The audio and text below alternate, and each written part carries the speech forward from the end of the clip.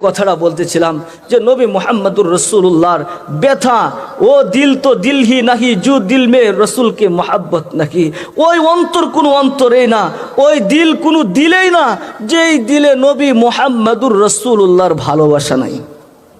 যে দিলে নবী মুহাম্মদুর রাসূলুল্লাহর ভালোবাসা নাই ওই দিল কোনো দিলেই না। আপনি কেমন দিল নিয়ে জীবন বাস্তবায়ন করতেছেন বলেন আমাকে। আরে আপনি নিজেকে জিজ্ঞেস করেন যে আমার অন্তরের হালত কি, আমার মনের হালতটা কি। আরে আমাকে কি আল্লাহ ভালোবাসেন? আরে আমার প্রতি কি আল্লাহ রাজি আছেন? আমার নবী মুহাম্মদুর রাসূলুল্লাহ কি আমার চলাফেরা আদর্শগুলো দেখে আমার নবী কি আমার প্রতি খুশি আছেন? এটা আপনি একটা বা দুইটা চোখ বন্ধ করে দেখেন না যে আমাকে আল্লাহ কতটুকু ভালোবাসেন, আমাকে নবী মুহাম্মদুর রাসূলুল্লাহ কতটুকু ভালোবাসেন। আমি ওই পারে যাওয়ার পরে নবী মুহাম্মদুর রাসূলুল্লাহ যখন আমাকে দেখবে, আমি এখন যেইভাবে আমার চেহারাটাকে সাজাইছি, আমার পুরা বডিটাকে সাজাইছি, ওই চেহারা নিয়ে হাজির হইলে নবী মুহাম্মদুর রাসূলুল্লাহ নিজের উম্মত হিসাবে আমাকে কবুল করবে কি করবে না, এটা একটা ভাইবা দেখছেন?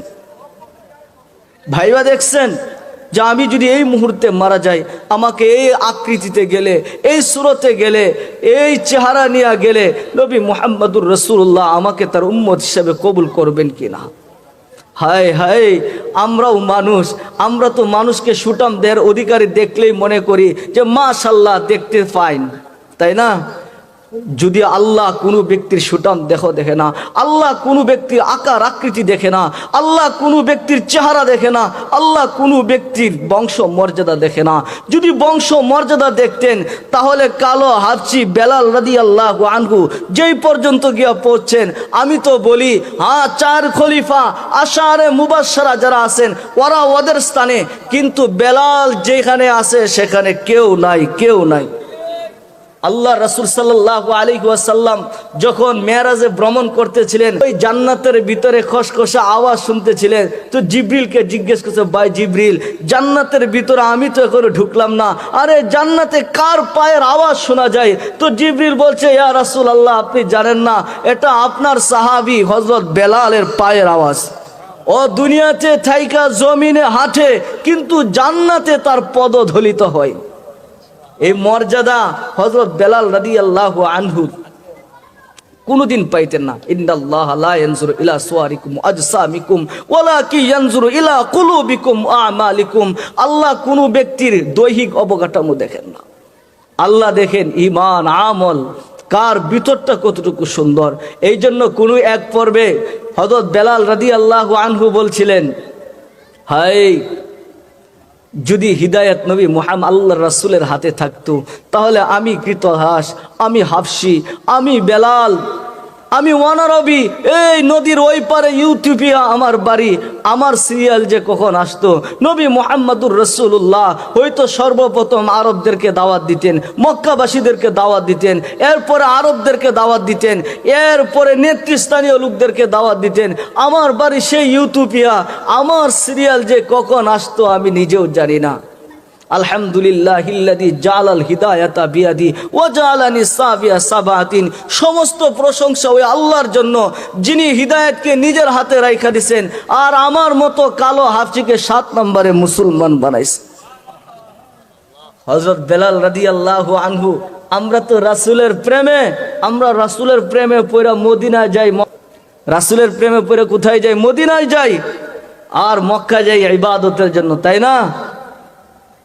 তো হযরত বেলাল রাদিয়াল্লাহু আনহু আল্লাহর রাসূলের যেই দিন ইন্তিকাল হয়েছেন, শুধু শুনছেন আল্লাহর রাসূল শেষ।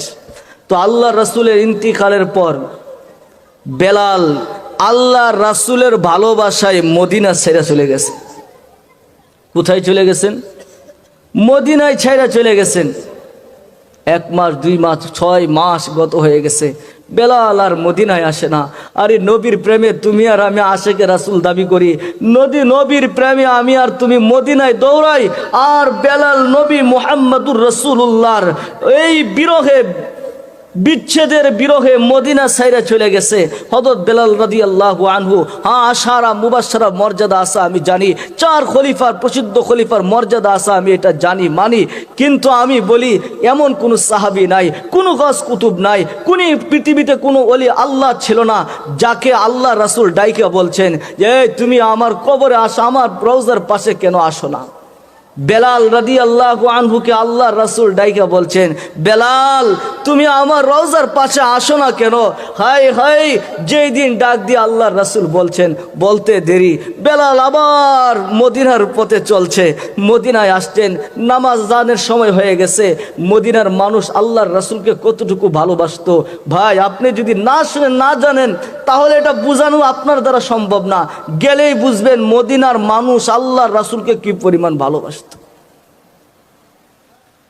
কাবা আর মদিনার কথা ওয়াজ করে বোঝানোর না, ওই জায়গায় গেলে নিজের মনের অবস্থা কি ওয়াজ ছাড়া কেউ আমার মনে হয় ওয়াজ করে বুঝাইতে পারবে না। ওই জানে তার মনের হালত কি।